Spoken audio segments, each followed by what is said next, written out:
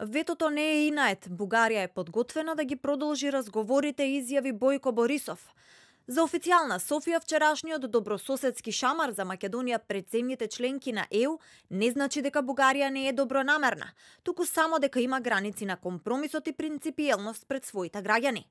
Бугарскиот премиер Бојко Борисов на еден ден по ветото порачува дека со притисок од ЕУ и лобирање нема да се промени бугарската позиција. Били сме исклучително добронамерени. Со вице-премиерите Захариева и Каракачанов одржавме десетици средби по потрага по решенија. Дадовме се од себе да не бидеме држава која ќе каже не на стартот на преговорите со Република Македонија.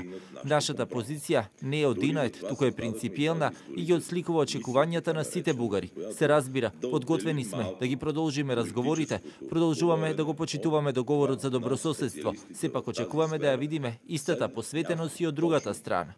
Заев пак очекува разговор во 4 очи со Борисов за самите да се обидат да го решат проблемот. Тој во интервју за TV21 изјави дека не знае каде е прекршен договорот за добрососедство од 2017-тата и порача дека македонскиот јазик и нацијата нема да настрадаат во идни политички преговори со Бугарија.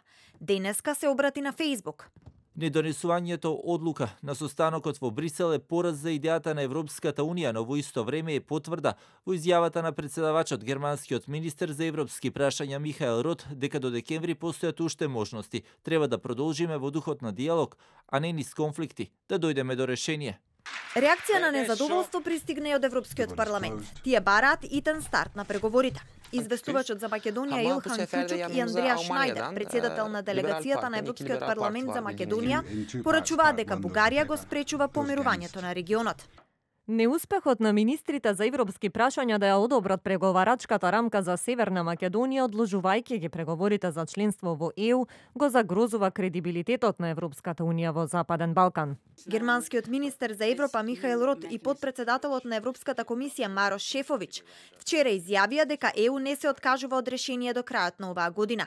Следната шанса за датум е на почетокот на декември за време на Советот за општи работи на ЕУ или на Европскиот совет кога премиерите на земјите членки ќе седнат на масата во Брисел.